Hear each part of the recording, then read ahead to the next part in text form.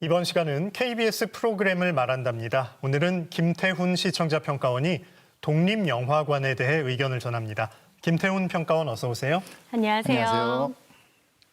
네, 김태훈 평가원은 독립영화관의 어떤 점에 주목했는지 궁금한데요. 말씀해 주시죠. 예, 저는 지난해 연말부터 제21기 시청자 평가원으로 활동하고 있습니다. 어떤 프로그램들이 KBS에서 방영되고 있는지 수시로 확인하던 중에 반가운 프로그램을 하나 발견했습니다. 바로 오늘 소개할 독립영화관인데요.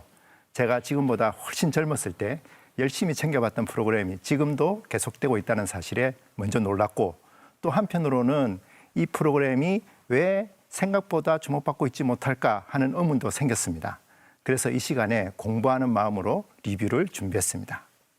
지난 14일 금요일 밤에 방영된 독립영화는 다음 소희라는 작품입니다. 춤추기 좋아하는 18살 고등학생 소희가 졸업을 앞두고 유명 인터넷 회사의 콜센터로 현장 실습을 나가죠. 그곳에서 부조리한 현실을 반복적으로 경험하던 소희는 점점 생기를 잃어가다가 끝내 스스로 생을 마감합니다. 이 사건을 수사하는 형사가 소희의 행적을 역추적하면서 약자를 죽음으로 내모는 거대한 사회 구조와 마주한다는 내용입니다. 이 영화는 국내는 물론이고 국제적으로도 높은 평가를 받았습니다. 2022년 칸 영화제 국제 비평가 주간 폐막작으로 선정될 정도였으니까요.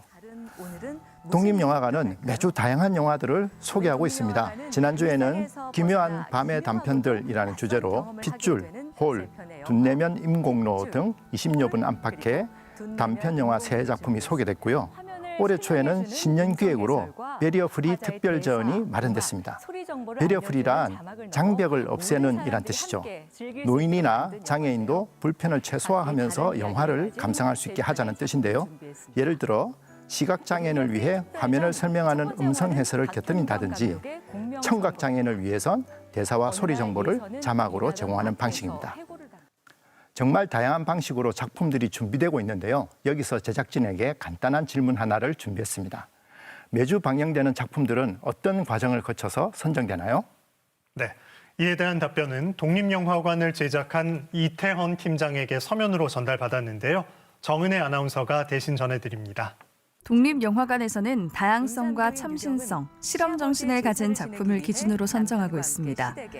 특히 한 해에 1,500편이 넘게 제작되는 독립영화들 중 일부를 선별해 방송해야 하므로 선정의 결과를 누구나 납득할 수 있도록 보통은 영화제에 수상 내역이 있는 작품을 위주로 살펴보며 이뤄지게 됩니다.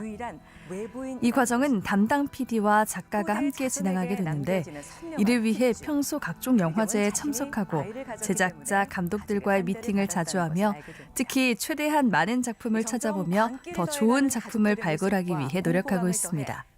네, 답변 잘 들었습니다. 이어서 김태훈 평가원의 의견을 듣겠습니다. 제작진 답변 중에 평소 각종 영화제에 참석하고 제작자, 감독들과 미팅을 자주 한다는 말씀에 눈길이 갑니다. 제작진의 이런 노력이 프로그램에 충분히 표현되면 좋겠다는 생각이 듭니다. 좋은 작품은 사전 정보 없이 봐도 훌륭하겠지만 유능한 안내자가 도와준다면 감상의 폭과 깊이가 배가 되지 않겠습니까? 저도 힘을 살짝 보태는 의미로 독립영화관의 간단한 역사를 시청자 여러분들과 공유해 볼까 합니다. 저는 KBS 독립영화관이 표현의 자유를 상징하는 신호등 같은 프로그램이라고 생각합니다. 대한민국 정부는 오랜 기간 동안 영화에 대해 사전심의라는 검열 제도를 유지했습니다. 사전심의가 위헌이라고 판결난 게 1996년이었고 그 판결에 따라 사후 등급을 나누는 영상물 등급위원회가 만들어진 건 1999년 6월입니다. 이때부터 기존 영화인은 물론이고 예비 영화인들의 창작열이 거세게 불타올랐습니다. 그 열의를 KBS가 고스란히 받아안아 2001년 1월에 KBS 단편영화전을 시범 편성합니다. 3주간 토요일 오후 4시에 5편을 연속 방송하고 마지막 5분 동안 전체 작품을 해설하는 방식으로 구성을 했죠. 반응이 좋아서 그해 봄 개편 때 금요일 밤 프로그램으로 정규 편성됐고요. 같은 해 가을 개편에서는 KBS 독립영화관이라는 지금의 이름을 달게 됩니다. 단편 영화뿐만이 아니라 중장편, 독립영화도 함께 다루자는 취지였죠. 2006년 11월 중순 콘텐츠가 부족하고 시청률이 저조하다는 이유로 폐지된 적이 있거든요. 다행히 4년여가 지난 2011년 1월에 다시 부활해 오늘에 이르고 있습니다. 역사가 정말 깊은 프로그램입니다. 여기서 질문 하나를 더 드립니다. 지금처럼 넷플릭스 같은 OTT 서비스가 영상 시장을 압도하는 시대에 제작진의 고민도 가볍지 않을 것 같습니다. 만약 예산이나 인력을 충분히 쓸 수 있다면 이 프로그램을 어떻게 발전시키고 싶으신가요? 네, 이에 대한 답변도 대신 전해드립니다. 독립영화관은 대한민국에서 유일한 독립영화 방영 프로그램입니다. 그렇기 때문에 예산이 충분히 주어진다면 이 예산으로 능력 있고 참신한 독립영화 감독을 선정, 그 제작을 지원해 그 작품을 주기적으로 방송하고 싶습니다. 공영방송의 본질을 되새기는 프로그램인 독립영화관은 이제는 세계 속에 빛나는 한국 영화, 그 뿌리가 되는 독립영화들과 함께 힘찬 봄, 새싹 같은 감독과 배우들의 신선한 도전을 응원합니다. 네, 답변 잘 들었습니다. 이어서 김태훈 평가원의 의견을 듣겠습니다. 제작진의 답변을 상징적으로 보여주는 장면이 있습니다. 봉준호 감독이 기생충으로 2019년 칸 영화제 황금 종려상을 수상했을 때 KBS 독립영화관은 봉 감독의 초기 단편 영화인 지리멸렬을 긴급 편성했습니다. 거장 봉준호도 독립영화를 거쳐서 성장했다는 사실을 웅변한 것이죠. 소셜미디어와 OTT 서비스가 넘쳐나는 세상입니다.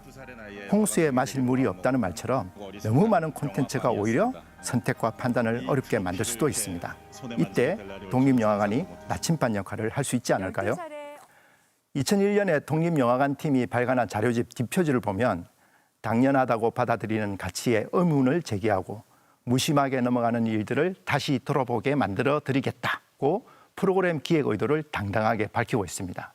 그 초심은 지금도 유효한 것 같습니다.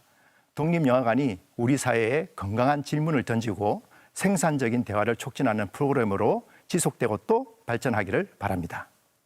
네, 독립영화관에 대한 자세한 분석과 의견 잘 들었습니다. 함께해 주신 김태훈 시청자평가원 고맙습니다. 고맙습니다. 고맙습니다.